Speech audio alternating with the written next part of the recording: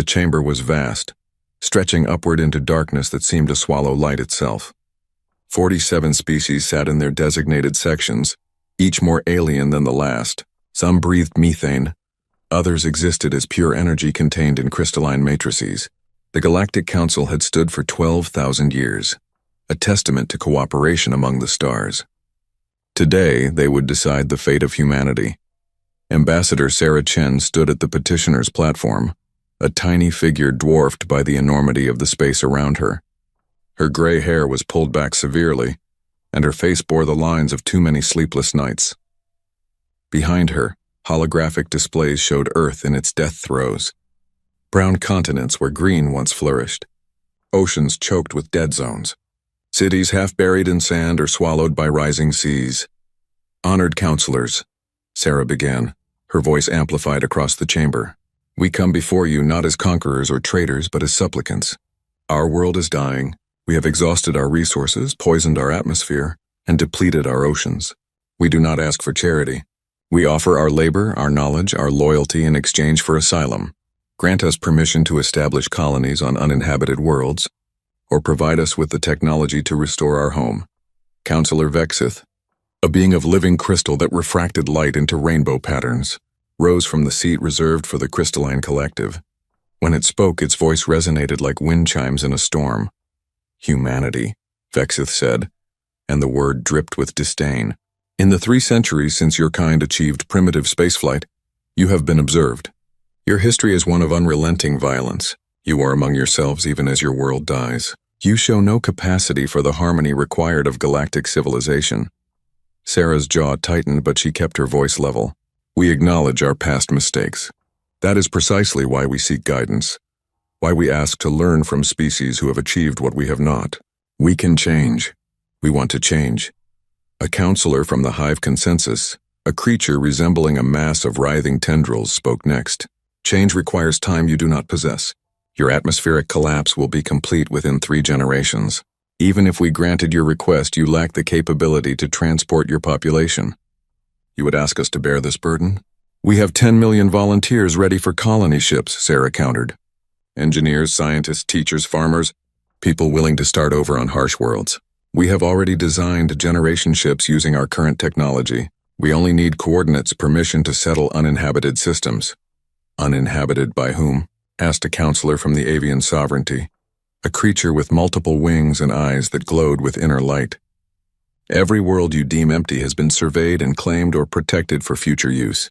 You offer labor, but dozens of species offer the same for far less cost and far less risk. You offer knowledge, but what knowledge does a species that poisoned its own cradle possess that we would want? Captain Marcus Webb stood in the observation gallery reserved for human delegation staff.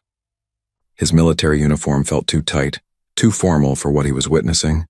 Around him, the other 20 members of Earth's diplomatic mission watched in growing horror as speaker after speaker rose to condemn their species.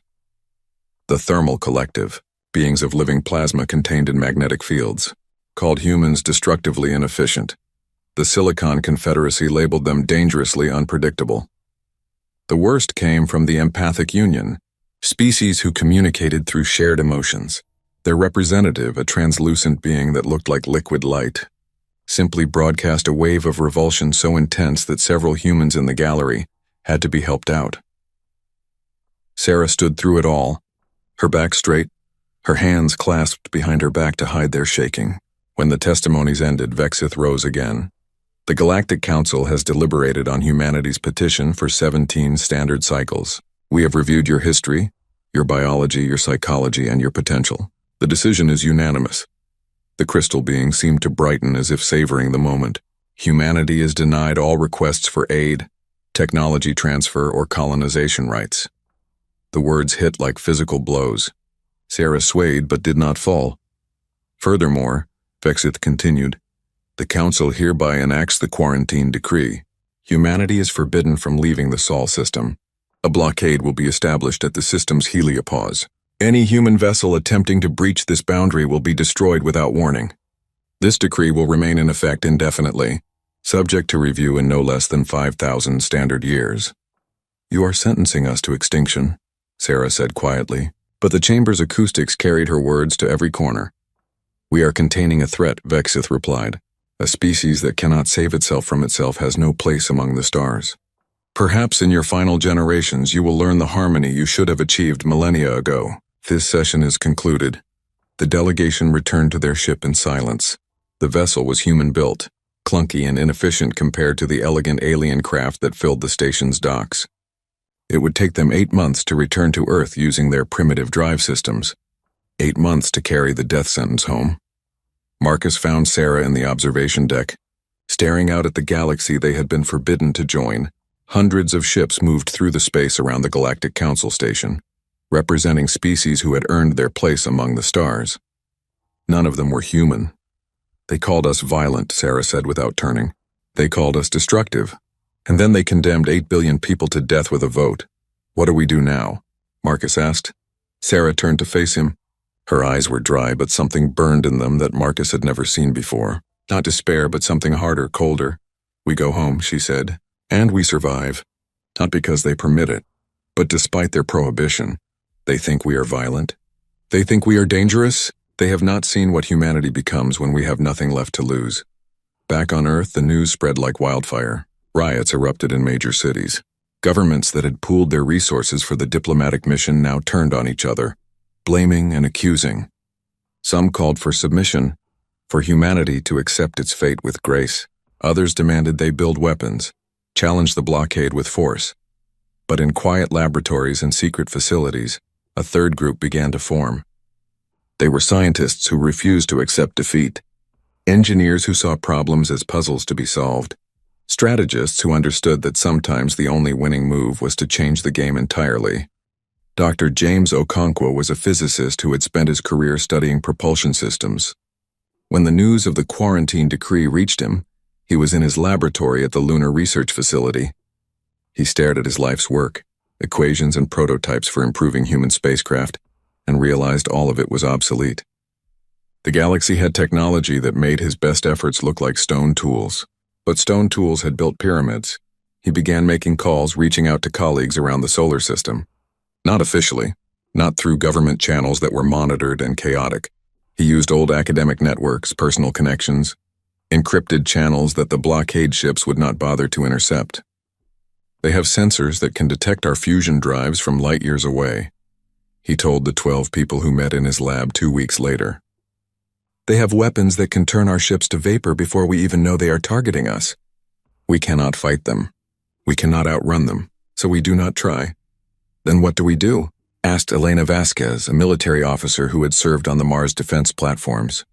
We disappear, James said. The blockade is looking for active threats. They expect us to build warships to charge at their lines with weapons blazing, so we do not. We build slow. We build cold. We build invisible. He pulled up a holographic display showing the solar system. Generation ships using ion drives barely faster than chemical rockets. No fusion signatures, no exotic particles, nothing that registers as a threat or even as interesting. We pack them with people in suspended animation, aim them at the darkest parts of space, and we coast. It will take decades, maybe a century, but we will reach stars they have forgotten to watch. Where would we even go? Someone asked. James expanded the display, highlighting a region of space far from major galactic trade routes. The Shroud Nebula. Galactic surveys labeled it as uninhabitable, too much interference, too difficult to navigate. Which means they will not look there. Which means we can hide there. And hiding is what humanity needs to do right now. Over the next 3 years, the Exodus initiative took shape in absolute secrecy. Resources were diverted, officially listed as disaster relief or ecological restoration projects. Facilities on Mars, the Moon, and deep space construction platforms began fabricating components. Volunteers were carefully selected, people with skills humanity would need to rebuild from nothing. Sarah Chen did not live to see the ship's launch. She died of cancer, the same disease that was claiming millions as Earth's environmental collapse accelerated chemical exposure and radiation from the thinning ozone layer. But her grandson, David, was among the engineers who welded the hulls and calibrated the systems. On a cold night in the year 2870, 23 years after the quarantine decree, 47 massive ships drifted away from their hidden construction sites. They used no active propulsion, just the gravitational slingshot from carefully calculated orbits. They fell toward the sun, then whipped around it, accelerating toward the southern ecliptic, the angle that most galactic traffic ignored. The blockade ships detected nothing. Why would they? The launches registered as debris, as ice chunks calving off comets, as the natural chaos of a dying system's death throes. 500,000 humans left the solar system that night. Behind them, Earth continued its slow recovery, helped by the reduced population and the fanatic determination of those who remained. Ahead of them lay darkness, uncertainty, and a journey that would take lifetimes.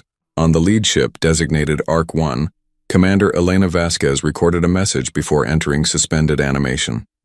It would be played for the crew when they woke, decades hence in whatever system they found. "They called us unworthy," she said to the camera. "They called us violent and destructive. They may be right, but they also called us finished. In that they were wrong. Humanity does not end because someone else declares it so. We are going into the darkness not as refugees, but as pioneers. We will not forget what was done to us. We will not forget who we are. And one day when we return, they will remember us too." The recording ended. The ship's lights dimmed. 500,000 people slept in the cold, carried by momentum and mathematics toward a future no one could predict. Behind them, the galaxy continued spinning, the great civilizations trading and talking and living, having already forgotten the failed species they had locked away. But humanity had not forgotten, and humanity was patient. They had learned patience in caves, waiting for storms to pass. They had learned it in deserts, in winters, in every harsh environment their world had thrown at them. They could wait a little longer. The ships drifted on through the void, silent as ghosts, invisible as hope, carrying within them the seeds of something the galaxy had never seen before. Not humanity as it had been, violent and fractured and desperate, but humanity as it would become, forged in exile, tempered in darkness, united by the simplest and most powerful motivation of all: survival. The first thing Elena Vasquez felt when she woke was cold. Not the cold of ice or winter, but the deep cold that comes from sleeping for decades in suspended animation. Her lungs burned with the first real breath, and her muscles screamed as the reanimation drugs flooded her system. Around her, pods were opening in sequence. 200 people on Ark 1's command deck, all waking together, all feeling the same disorientation and pain. Medical teams moved among them, teams who had been awakened an hour earlier, helping people sit up, checking vitals, preventing anyone from trying to stand too quickly. "Commander," a young medical officer said, appearing at her side, "please drink this slowly." Elena took the offered container and sipped the nutrient solution. It tasted like metal and chemicals, but her body craved it. "How long?" she asked. 47 years, 3 months, 14 days since launch," the officer replied. "We are approaching the Shroud Nebula." The automated systems woke the command crew as programmed. 47 years. Everyone she had known on Earth who was over 40 when they launched was likely dead now. Her parents gone. Her sister gone. The world she had left was already a different place, and she had missed it all, preserved in chemical sleep while time moved on without her. But that was the price they had agreed to pay. That was the sacrifice the Exodus demanded. It took 6 hours for the command crew to be fully functional. Elena made her way to the bridge, moving carefully in the reduced gravity. The ship's spin gravity systems had been minimal during the journey to conserve power, and her muscles had atrophied despite the preservation drugs. The bridge was smaller than she remembered, or perhaps she had forgotten what small truly meant after dreaming of vast spaces for half a century. A dozen stations, all designed for efficiency over comfort. The main screen showed the view ahead, and Elena caught her breath. The Shroud Nebula dominated the view, a vast cloud of gas and dust that glowed with internal light from young stars being born within it. It was beautiful and terrifying, spanning thousands of light years, dense enough that sensors could barely penetrate a few dozen light years into it. "Status report," Elena ordered, settling into the command chair that had waited empty for decades. Lieutenant Chen, David Chen, stepped forward. He had been 26 when they launched and was now 73.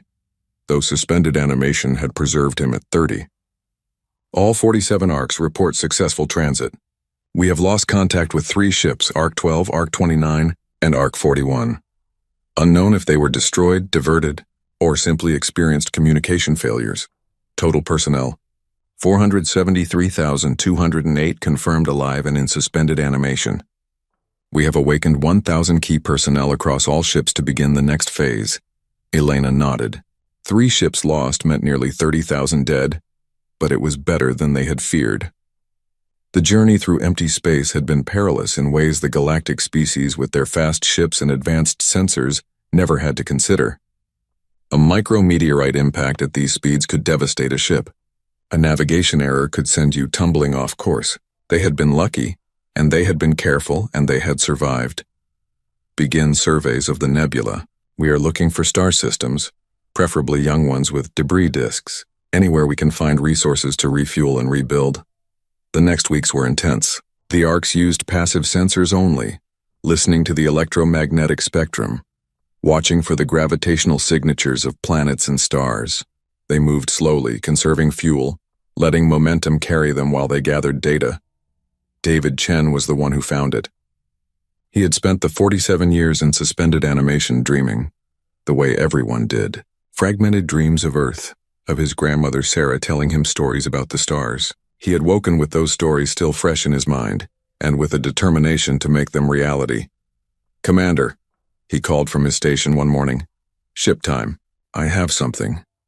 Elena moved to his station, looking at the sensor data he had compiled. "What am I seeing?" A cluster of 7 stars, roughly 120 light-years deep into the nebula. They are young, maybe 50 million years old, hot, bright, and surrounded by debris disks. But here is the interesting part. He manipulated the display.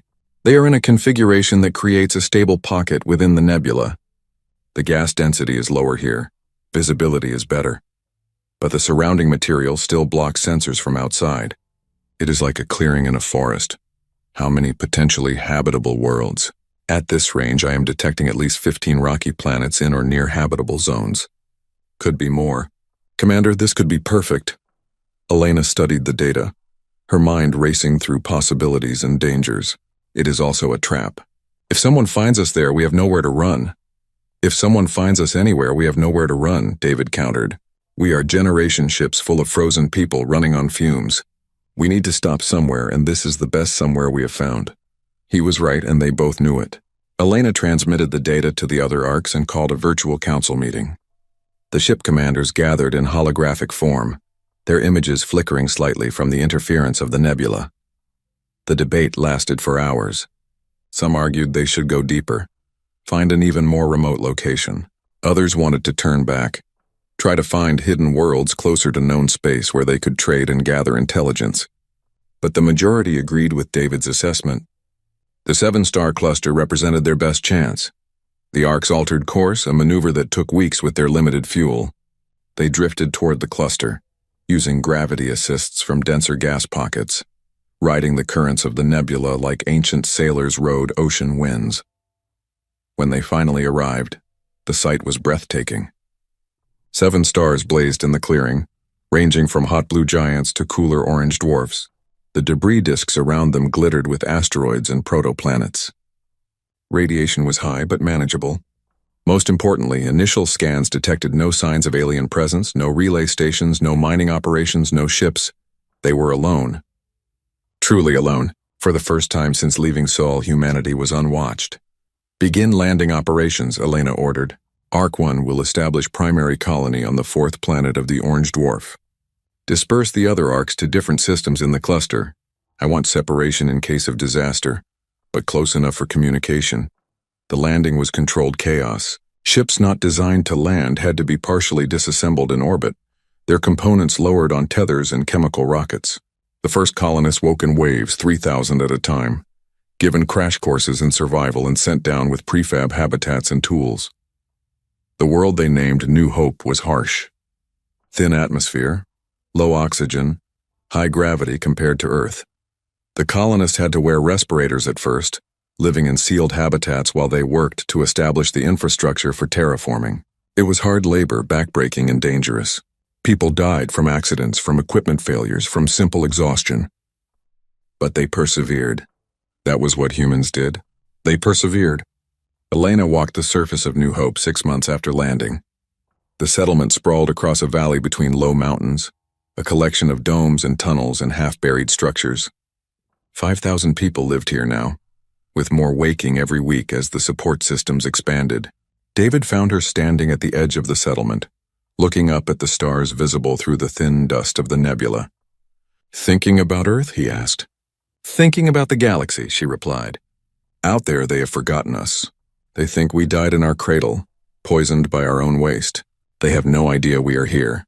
"Good," David said. "Let them forget. We have work to do." And they did. Over the following years, the hidden colonies expanded. They established mining operations on asteroids, built fusion reactors from refined materials, and began the slow process of terraforming worlds. The nebula provided resources and cover, but it also provided isolation. That isolation was both blessing and curse. They could not call for help, could not trade for supplies, could not access the vast databases of galactic knowledge.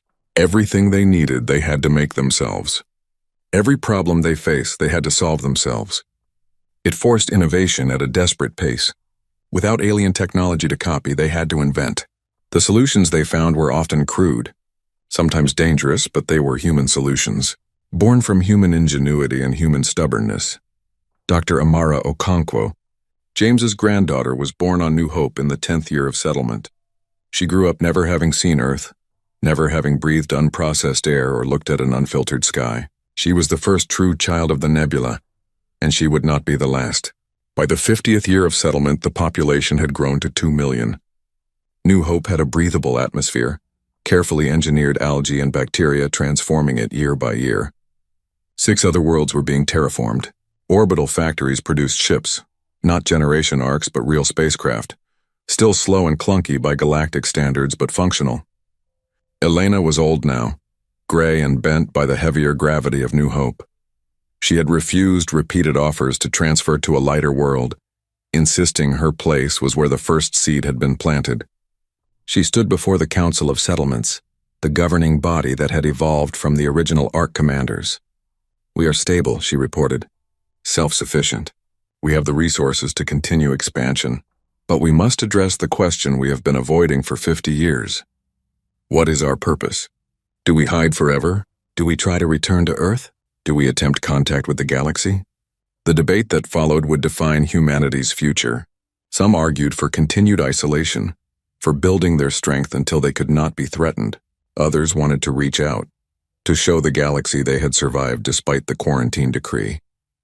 A few even suggested revenge, building weapons and returning to strike at those who had condemned them. It was David Chen, now an ancient man of 123 years, kept alive by medical technology pushed to its limits, who proposed the compromise. "We do all of it," he said in a voice that crackled with age but burned with the same fire he had carried since youth. "We continue to hide, to grow, to build, but we also reach out carefully, secretly. We send scouts into galactic space. We gather intelligence. We watch those who forgot us, and when the time comes when we are ready, we reveal ourselves on our terms, not as refugees begging for help, but as equals demanding recognition." The Shadow Doctrine was born from that speech. Humanity would become ghosts, present but unseen, gathering knowledge and power in the darkness between stars. They would not reveal themselves until they were ready, until the revealing would be a triumph rather than a desperate gamble. Elena died peacefully in her sleep the night after the vote, as if she had been waiting for humanity to choose its path before letting herself rest. They buried her on a hillside overlooking the first settlement, under a sky that was almost earth blue, with a marker that read simply, "She brought us home." The ships began construction immediately. Not massive arcs, but small, fast vessels that could slip through space undetected. They were crewed by volunteers who understood they might never return. People willing to spend years or decades in galactic space living in the shadows, sending back everything they learned about the civilizations that had rejected humanity. The first scout ship left the nebula in year 53 of the Exile.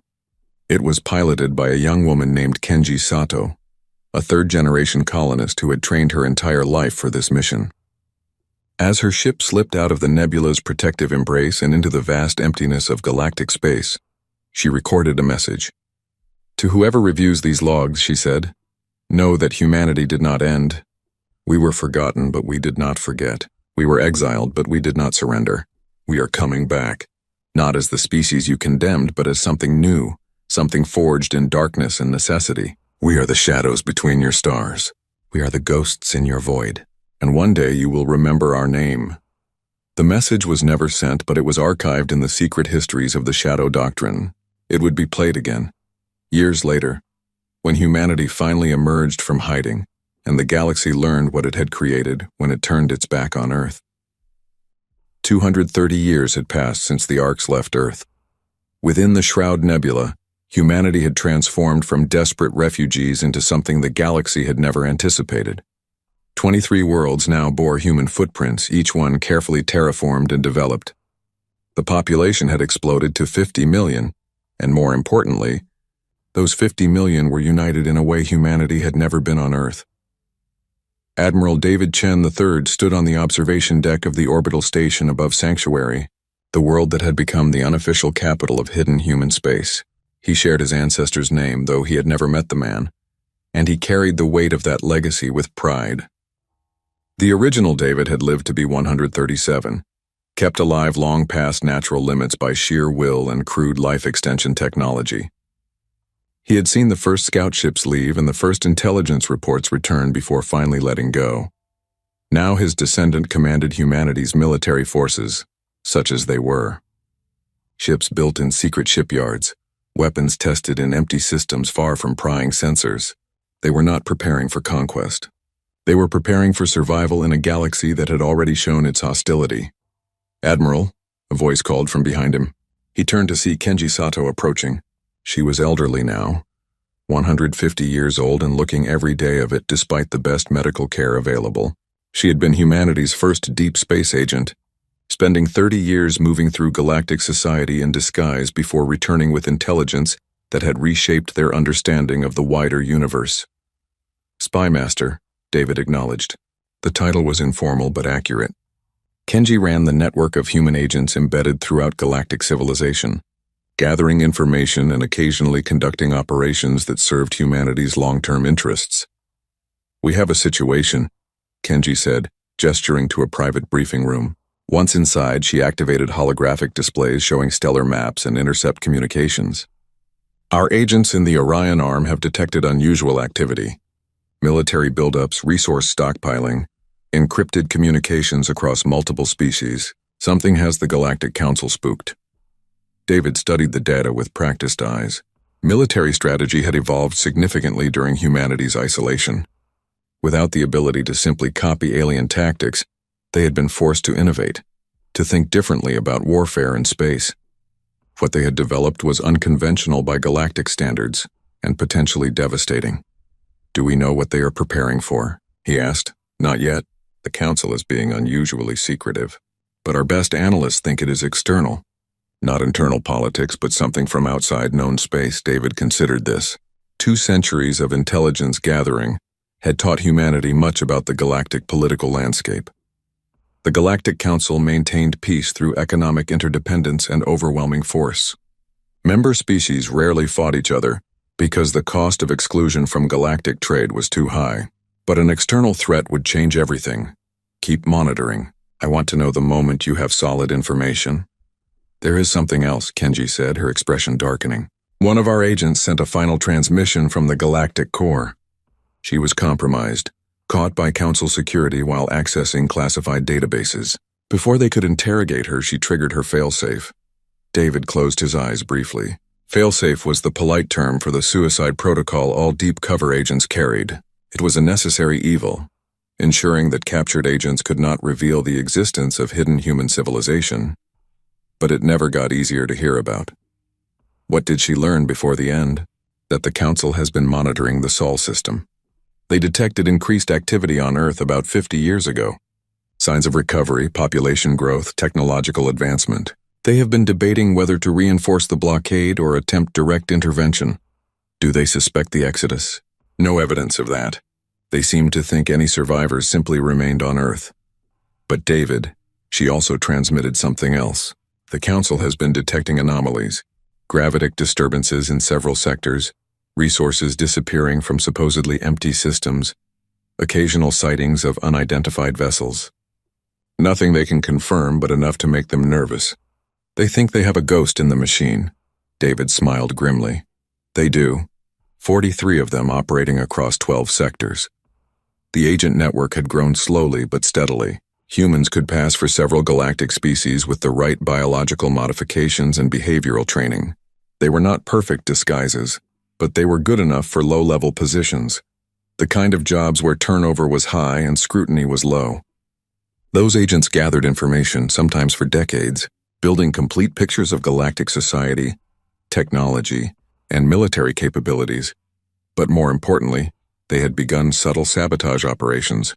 Nothing obvious, nothing traceable, but small actions that accumulated over time. Resources diverted, sensor records corrupted, security protocols weakened. Humanity was preparing the battlefield for a war they hoped never to fight. In another part of hidden human space, on the research world of innovation, General Amara Okonkwo oversaw developments that would have shocked the Galactic Council. She was James Okonkwo's great-great-granddaughter, carrying the family tradition of stubborn brilliance and refusal to accept limitations. The laboratory stretched for kilometers underground, shielded from sensors and prying eyes. Within it, humanity's best scientists worked on projects that pushed the boundaries of physics and ethics alike. General, Dr. Sarah Kim greeted her, a young researcher who had been born on innovation and never seen any world but this one. The quantum fold drive is ready for testing. Amara followed her to a test chamber where a small probe sat on a launch cradle. The quantum fold drive was humanity's answer to faster-than-light travel. The galaxy used hyperspace drives, punching through normal space into a higher dimension where distances were shorter. Those drives left distinctive signatures, easily detected and tracked.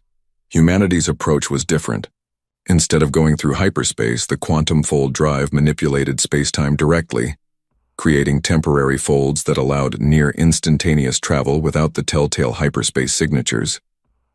It was slower than galactic FTL drives, more energy-intensive, and had a shorter range, but it was invisible to conventional sensors. "Begin test sequence," Amara ordered.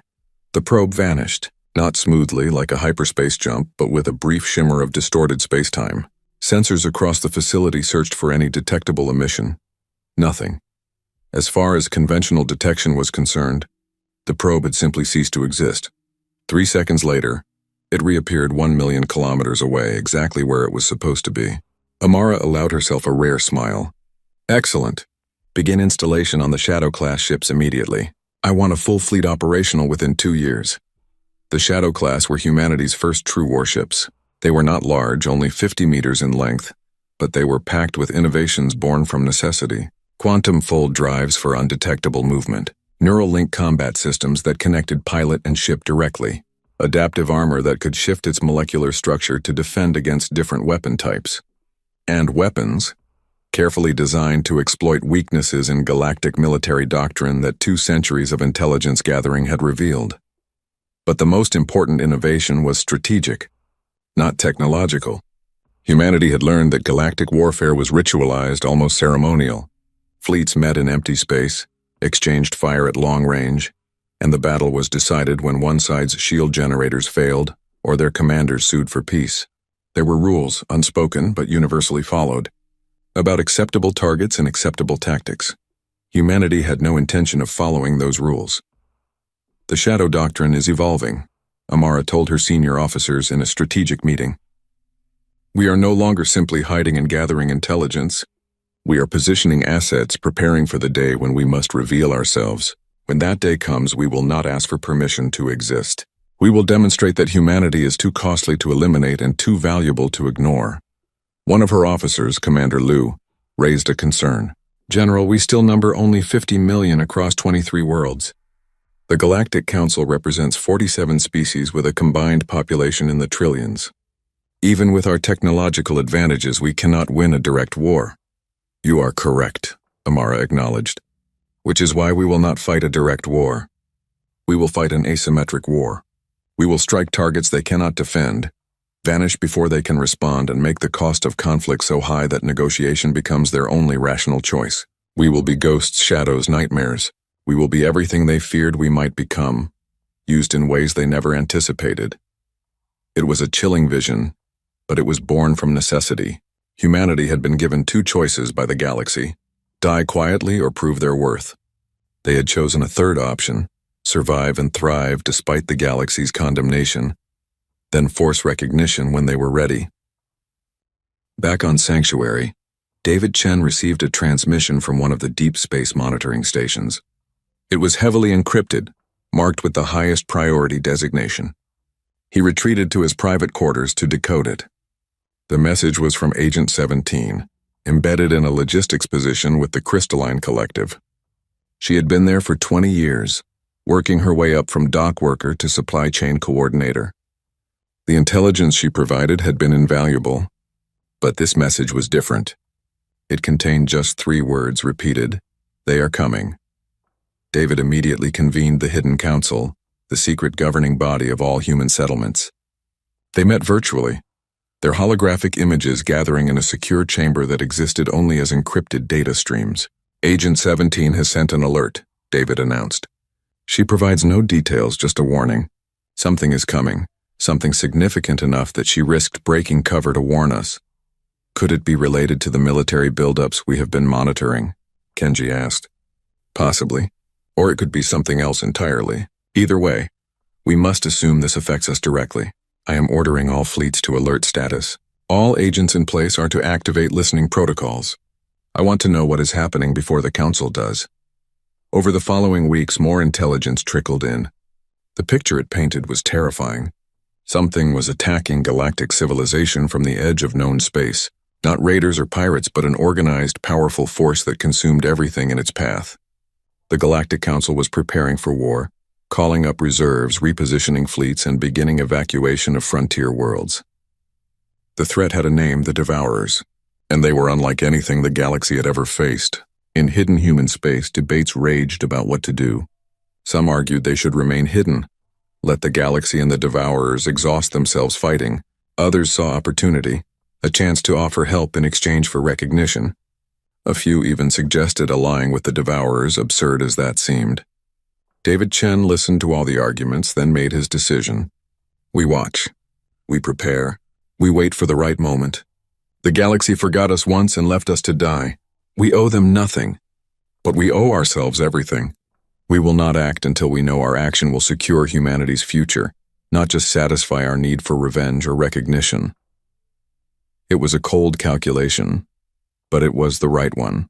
Humanity had learned patience during their exile. They had learned to think in generations rather than years, to plan for centuries rather than decades. They would wait, watch, and when the moment came, they would act decisively. The galaxy was about to learn that the species they had condemned to death had not only survived, but had become something new, something dangerous, something that would reshape the balance of power among the stars. They had become ghosts, and ghosts once manifested were terrifying to behold. The Devourer fleet emerged from dark space like a plague made manifest.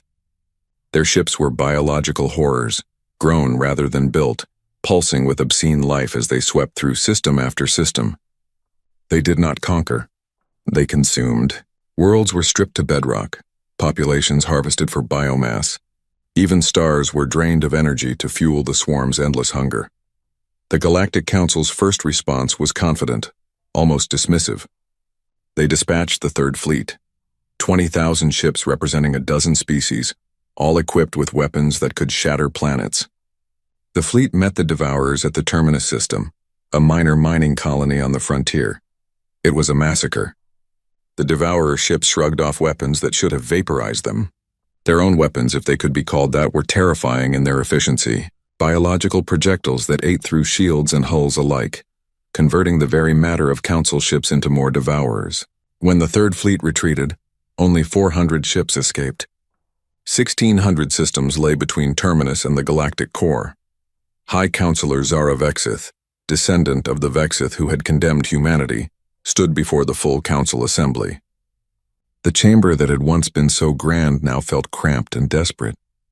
Representatives shouted over each other, demanding action, placing blame, and mostly expressing fear. "Order," Zara called, her crystalline form resonating with authority. The chamber quieted. Recriminations solved nothing. "We face an existential threat. I am authorizing the mobilization of every fleet, every reserve, every capable vessel in Council space. We will establish a defensive line at the Helix Nebula and hold it at any cost. And if we cannot hold, asked the representative from the hive consensus, tendrils writhing with agitation. Then we fall back to the next line, and the next, buying time for evacuation of core worlds. But understand this. If the Devourers reach the core, our civilization ends. There's no negotiation with hunger, no diplomacy with consumption. We fight or we die. The Council dispersed to coordinate the defense. Zara remained in the chamber, staring at the holographic display showing the advancing Devourer fleet. Red markers spread across the map like blood and water. She thought of her ancestor, the original Vexith, who had been so certain of the Council's superiority, so dismissive of the primitive humans. She wondered what her ancestor would think of this moment, when all their vaunted technology seemed useless against an enemy that simply ate everything thrown at it. In desperation, the Council did something unprecedented. They sent envoys to Earth to the primitive species they had quarantined and forgotten. Perhaps the humans had developed something useful in their isolation. Perhaps they could be recruited as cannon fodder. Perhaps the Council was simply grasping at any possible solution. The envoy ship dropped out of hyperspace at the edge of the Sol system, expecting to find the blockade they had established 250 years ago. The blockade was gone.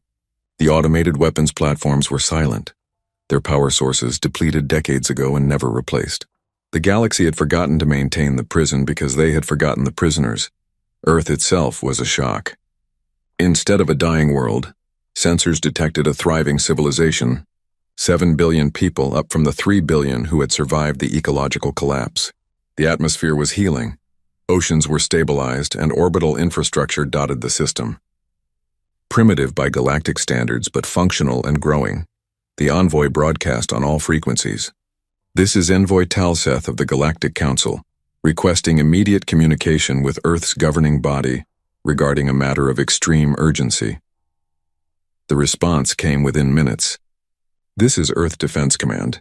Your request is denied. You quarantined this system and forbade contact. That decree remains in effect from our perspective. Depart immediately or be fired upon. Talseth was stunned. You do not understand. The galaxy faces extinction. We need every capable species to help fight the Devourers. Old grievances must be set aside. Old grievances? The voice from Earth was cold. You sentenced 8 billion people to death. 5 billion died in the decades after your decree, while you sailed past our system without a care. And now you want help? Respectfully, you can face extinction alone. You would condemn trillions to death for revenge? No, the voice replied. We would let you face the consequences of your own actions. You made it clear humanity was not part of galactic civilization. Very well. What happens to galactic civilization is not humanity's concern. This conversation is over. The channel closed. Talseth tried to re-establish contact, sent urgent pleas, even threatened to land forces. Earth's response was to power up planetary defense systems and launch interceptor craft. They were crude chemical rockets with nuclear warheads, but there were thousands of them, and Talseth's single envoy ship was not equipped for combat. The envoy retreated, carrying back to the Council the bitter news that Earth would not help, that humanity had not forgotten what was done to them. But the Council did not know about the Exodus, about the 50 million humans hiding in the Shroud Nebula, about the 250 years of preparation and planning. They did not know that human agents had been embedded in galactic society for generations, watching and waiting. They did not know that humanity had been monitoring the Devourer advance with great interest. The Battle of Helix Nebula began 3 weeks later. The Council had assembled its greatest fleet, 200,000 ships from every member species. They established a defensive line anchored on the nebula's dense gas clouds, using them as cover and obstacles for the Devourers. It was not enough. The Devourers came in waves, each one larger than the last. Their biological ships absorbed fire that should have destroyed them, adapted to weapons used against them, and relentlessly pushed forward. The Council line held for 6 days before breaking. The retreat was orderly at first, then became a rout as panic spread. In the chaos of the retreat, strange things began happening. Devourer ships that had been pressing the attack suddenly exploded for no apparent reason. Council ships that had been disabled and abandoned mysteriously reactivated and jumped to safety. Supply convoys that should have been caught and consumed made it through Devourer-controlled space unscathed. Captain Zixnall of the Avian Sovereignty's 7th Wing was among the first to report seeing them. His ship had been crippled, shields down, engines failing, drifting helplessly as Devourer ships closed in. His crew was preparing for death when ships appeared. They were unlike anything in Council databases. Sleek, dark, moving with impossible precision, they appeared without warning. No hyperspace signatures, no engine trails. One moment empty space, the next moment 20 ships in perfect formation. They tore into the Devourer vessels with weapons that burned with cold blue fire, cutting through biological hulls like scalpels through flesh. The Devourers tried to adapt, tried to consume these new attackers, but the strange ships were too fast, too unpredictable. They fought with a ferocity and creativity that no Council species employed, using tactics that violated every convention of galactic warfare. They targeted weak points that should have been impossible to hit, coordinated attacks with precision that suggested shared consciousness, and vanished as quickly as they appeared. In less than 5 minutes, a dozen Devourer ships were destroyed. The strange fleet then turned to Zixnall's crippled vessel. One ship approached, and a communication came through on a frequency that had not been used in galactic space for 250 years. Council vessel, your engines are damaged but repairable. We are transmitting emergency repair procedures. Follow them exactly and you will be able to jump to safety. Who are you? Zixnall asked, his translator struggling with the language. Ghosts, came the reply. Echoes of something you forgot. Repair your ship and survive, Captain. We have other battles to fight. The ships vanished, folding space in a way that left no trace. Zixnall's crew followed the transmitted instructions and managed to restart their engines. When they reached the Council rally point, they reported what they had seen, but no one believed them. Hallucinations from stress, they said. Sensor glitches from battle damage. But the reports kept coming. Ghost ships appearing at critical moments, turning the tide of battles that should have been losses, then disappearing without explanation. The Council's intelligence services scrambled to identify these mysterious allies, but found nothing. No hyperspace signatures, no communication intercepts, no identification markers. Kenji Sato watched the reports from her command center deep within the Shroud Nebula. At 180 years old, she should have retired decades ago, but she refused. This was the moment she had spent a lifetime preparing for, and she would see it through. Our doctrine is working, she told the assembled intelligence chiefs. The Council sees ghosts, unknowable allies who fight by no rules they recognize. They are desperate, confused, and grateful. This is exactly where we want them. How long before we reveal ourselves? One of the chiefs asked. Not yet. Every battle we fight anonymously, every life we save without claiming credit, it builds dependency. It builds the narrative we need. When we finally step into the light, it will not be as beggars asking for recognition. It will be as saviors who cannot be denied. Admiral James Chen Okonkwo, descendant of both the Chen and Okonkwo lines, commanded the Shadow Fleet from the Bridge of the Retribution, humanity's first true capital ship. It was built entirely within the nebula, incorporating every innovation humanity had developed during their exile. Quantum fold drives, neural link combat systems, adaptive armor and shields, weapons that combined human creativity with salvaged alien technology. Around him, his crew worked with practiced efficiency. They were all volunteers, all understanding that they might not survive the coming battles. But they fought anyway because that was what humans did.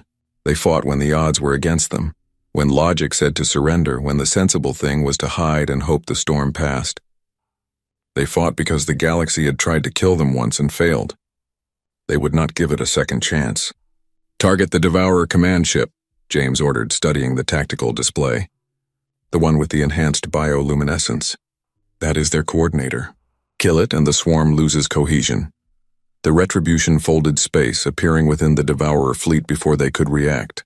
Its weapons fired, not the elegant energy beams of Council ships, but crude, brutal, effective kinetic accelerators that punched through biological hulls and kept going. The Devourer command ship exploded in a spray of organic matter, and the swarm faltered. Council ships, rallied by the distraction, pressed their attack. The Devourers, confused by the loss of coordination, began to retreat for the first time since the war began. And across a dozen battlefronts the pattern repeated. Ghost ships appearing at critical moments, striking with precision and vanishing, turning losses into victories, disasters into triumphs. The council began to whisper about divine intervention, about ancient guardians, about saviors from beyond known space. None of them guessed the truth. None of them imagined that the species they had condemned was the one saving them. The irony would have been delicious if the stakes were not so high. High Counselor Zara Vexith reviewed the battle reports with growing unease. The tide was turning, yes, but they were winning with help from someone who refused to identify themselves. It was like being saved by a shadow, and shadows once noticed became terrifying rather than comforting. She ordered every intelligence asset to focus on identifying the ghost fleet. Who were they? Where did they come from? And most importantly, what did they want? The answer, when it came, would shake the foundations of galactic civilization. The turning point came at the Battle of Carthage, a heavily populated council world that served as a major trade hub. 3 billion people lived on the planet's surface, with another billion in orbital habitats. It was too important to abandon, too valuable to lose. The council committed its entire reserve fleet to its defense, knowing that if Carthage fell, the route to the galactic core would be open. The Devourers knew it too. They came in force, millions of biological ships that darkened the space around the planet like a swarm of locusts. The council fleet met them in high orbit, and for 3 days the battle raged without pause. Ships died by the thousands, both council and devourer. And still they came, on the 3rd day, when the council line was breaking and evacuation shuttles were fleeing the planet's surface in panic, the sky filled with ships. Not dozens, not hundreds, but thousands. They emerged from quantum folds in perfect formation, their dark hulls reflecting the light of burning wrecks. And on their hulls, clearly visible to every sensor and camera, was a symbol that had not been seen in galactic space for 250 years, the Earth insignia. A blue planet wrapped in white clouds, simple and unmistakable. High Counselor Zara Vexith watched from her flagship as the human fleet tore into the Devourers with controlled fury. Their weapons were devastating, their tactics unpredictable, their coordination perfect. They did not fight like the Council, trading volleys at safe distances. They fought like predators, closing to brutal ranges, targeting weak points, exploiting every advantage. Within hours, the Devourer fleet was in full retreat. Within a day, Carthage was secure, and across every communication channel in the system, a message played on repeat. A human woman's face filled screens, her expression calm but her eyes hard as steel. "People of the Galactic Council," she said, "I am Empress Sophia Vasquez Chen, elected leader of the Terran Concordat representing 50 million humans across 23 star systems. You know us as the species you condemned to extinction 250 years ago. You declared us unworthy of the stars and forbade us from leaving our dying world. You forgot about us, assuming we would quietly disappear. You were wrong." The message paused, letting that sink in. Across the galaxy, billions watched in stunned disbelief. "We did not die," Sophia continued. "We survived. We fled into the darkness and built a new civilization from nothing. We watched you from the shadows, learned your ways, embedded ourselves in your society. We knew about the Devourers before you did. We have been fighting them while you debated and planned. The ghost ships that have been saving your fleets? Those were us. The mysterious allies who turned your defeats into victories? That was us. We have been saving you, the people who condemned us, because despite everything, we remember what it means to be part of something larger than ourselves." She leaned forward slightly, her gaze intense. "But make no mistake, we are not asking for your permission to exist. We are not begging for acceptance. We are here because we choose to be, and we will remain because you cannot remove us. The question before you is simple. Do you accept humanity as equals, with all the rights and privileges that entails? Or do we withdraw and let you face the Devourers alone? You have 1 week to decide. Choose wisely." The transmission ended, leaving the galaxy in chaos. On Sanctuary, the capital of hidden human space, Sophia addressed her own people. The Grand Chamber was packed with representatives from all 23 worlds, and billions more watched remotely. This was the moment they had worked toward for 2.5 centuries. The moment of revelation. "Our ancestors were cast out for being too violent, too destructive, too dangerous," Sophia said. "Perhaps they were right. Perhaps we are all those things. But we are also resilient, innovative, and capable of incredible acts of loyalty and courage. We have shown the galaxy that humanity cannot be dismissed. Now we must show them what humanity can be, when given the chance to stand as equals." Not everyone was pleased with the decision to reveal themselves. General Amara Okonkwo, now elderly but still commanding, argued passionately for continued isolation. "We are safe in the shadows," she told the council. "The moment we step into the light, we become targets again. The council feared us once. They will fear us again." "Let them fear," Sophia replied. "Fear can be the basis for respect. What we cannot tolerate is being forgotten. We will never allow ourselves to be invisible again." The council convened an emergency session. The revelation that humans had not only survived but thrived, that they had built an empire in secret and possessed technology that equaled or surpassed council standards, had sent shockwaves through every member species. Councillor Vexith found herself in an impossible position. Her ancestor had led the vote to condemn humanity. Now she had to decide whether to accept them or risk losing the only force that seemed capable of defeating the Devourers. "They deceived us," argued the representative from the Hive Consensus. "They infiltrated our society, violated our space, and watched us without permission. This is exactly the dangerous behavior we feared. They saved millions of lives," countered the avian sovereignty delegate. "While we debated and retreated, they fought. Our fleets would have been destroyed without their intervention. We owe them a debt." "A debt is not the same as acceptance," Vexith said quietly, "but perhaps it is a starting point. The question is not whether humanity is dangerous. They clearly are. The question is whether they are more dangerous as enemies or as allies." The debate raged for 3 days. Intelligence reports came in, confirming what the humans had claimed. 23 worlds, dozens of ships. Technology that was different from council standards but equally advanced in many ways. More importantly, the deep analysis revealed something the council found disturbing. Humans had been among them for decades, possibly centuries, and they had never noticed. How many of the workers, traders, and low-level functionaries across council space were actually humans in disguise? The answer was 43 confirmed agents, with possibly dozens more unidentified. It was a level of infiltration that should have been impossible. The implications were terrifying. On the 4th day, Vexith received a private communication request. She accepted it and found herself facing a hologram of Sophia Vasquez Chen. "Hi, Counselor," Sophia said with a slight nod. "Thank you for accepting my call." "Empress," Vexith replied cautiously, "you have put the Council in an impossible position." "I have given the Council an opportunity," Sophia corrected. "You can accept that humanity exists and deserves a place among the stars, or you can reject us and face the Devourers without our help. Those are your only options. We will not return to the shadows, and we will not submit to another quarantine. You manipulated us. You watched us suffer and only revealed yourselves when it served your purposes." "Yes," Sophia agreed without hesitation. "Just as you watched Earth suffer and did nothing. Just as you condemned billions to death without remorse. Tell me, Counselor, which action was more monstrous? Our deception or your casual genocide?" Vexith had no answer. She had studied the historical records, seen the debates from 250 years ago. Her ancestor had been so certain, so confident, that humanity deserved their fate. Looking at the woman before her now, strong and unyielding, Vexith wondered what the galaxy had lost by turning its back on Earth. "What do you truly want?" Vexith asked. "What we have always wanted? Recognition, respect, the right to exist among the stars without persecution. We will not be second-class citizens. We will not accept restrictions that do not apply to other species. We demand full membership in the Council, with equal voice and equal vote, nothing less. And in return, we will fight the Devourers with everything we have. We will share our technology, our tactics, our resources. We will be the allies you need, but only if we are treated as equals." Vexith studied the human leader.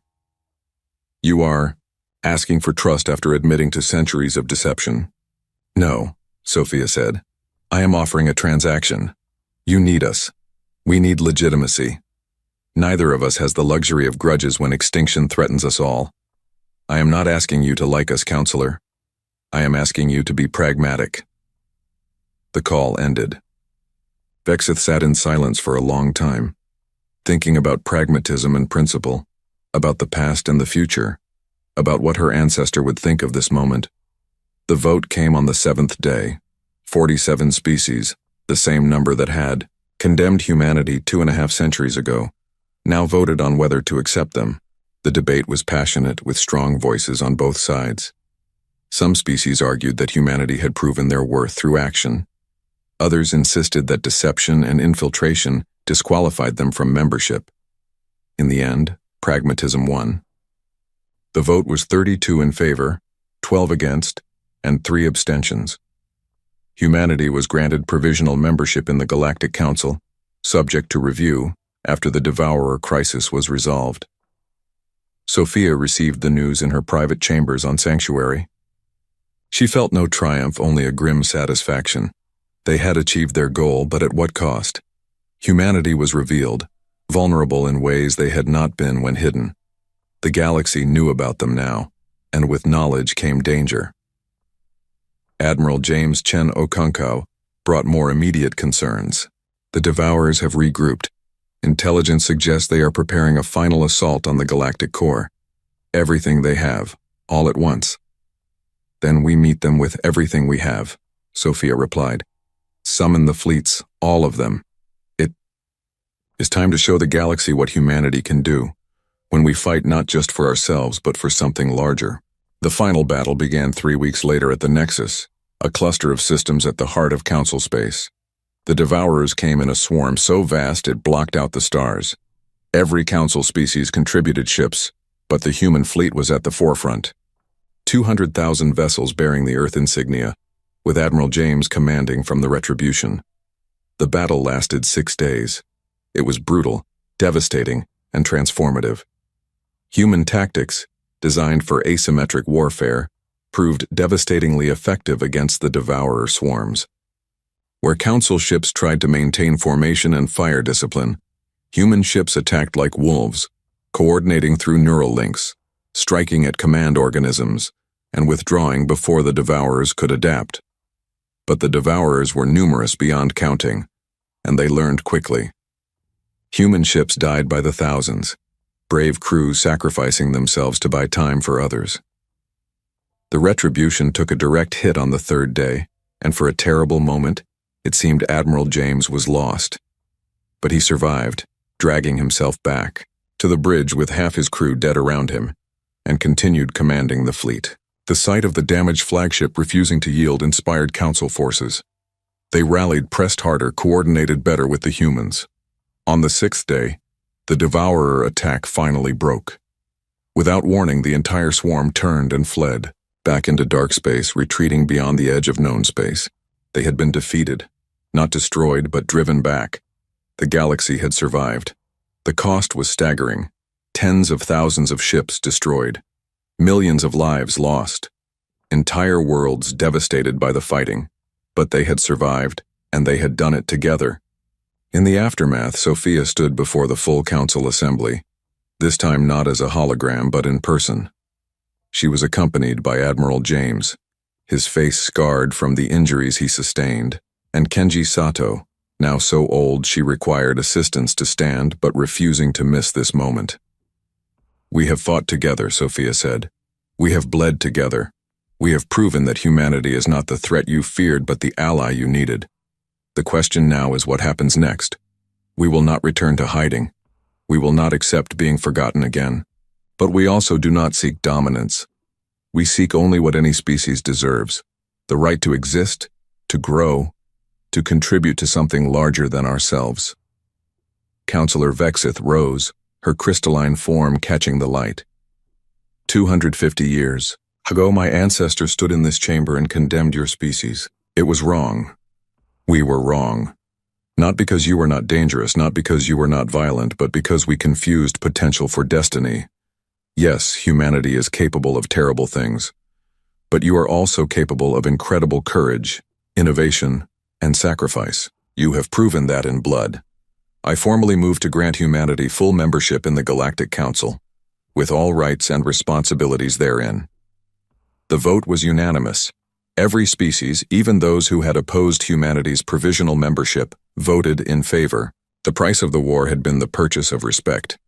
In the years that followed, humanity integrated into galactic civilization, but on their own terms. The hidden worlds of the Shroud Nebula remained theirs, independent and sovereign. Human, technology was shared selectively, exchanged for council knowledge they had been denied for centuries. The quarantine of Earth was formally lifted, and humans spread across the galaxy, no longer hiding but moving openly among the stars.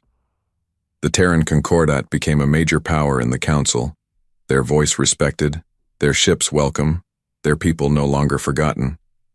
They never forgot what had been done to them, but they chose to move forward rather than backward, to build rather than destroy.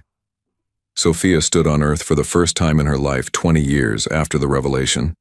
She was old now, her term, as Empress long over, but she had wanted to see the world her ancestors had left behind. It was beautiful, blue and green and alive, populated by people who had never stopped believing humanity deserved better. She visited the memorial erected for Ambassador Sarah Chen, the woman who had delivered humanity's final plea to the Council so many centuries ago. The inscription was simple. She asked for mercy. We received none. We survived anyway. Did we make the right choice? Asked Admiral James, standing beside her. He was younger, only 87, but looked twice that age from the injuries he had sustained in battle. I do not know, Sophia admitted. We achieved what we set out to achieve. Recognition, respect, a place among the stars. But the cost was high, and we cannot know what might have been if we had chosen differently. We could have stayed hidden, James said, and spent eternity wondering what we might have become if we had the courage to step into the light, Sophia replied. No, I think we chose correctly. Not because it was easy or safe, but because it was human. We do not hide. We do not surrender. We exist loudly and proudly, and we demand that the universe acknowledge us. That is what it means to be human. They stood in silence, two old warriors looking at a world they had fought to protect, part of a species that had been forgotten and then remembered, cast out and then welcomed back. The galaxy had tried to kill humanity once. Instead, they had forged them into something stronger. The stars above beckoned, as they always had, as they always would. And this time, humanity looked back without fear, without doubt, knowing they had earned their place among them, not through permission or charity, but through courage, determination, and the simple, stubborn refusal to disappear quietly into the dark. They were human. They were survivors. They were here to stay.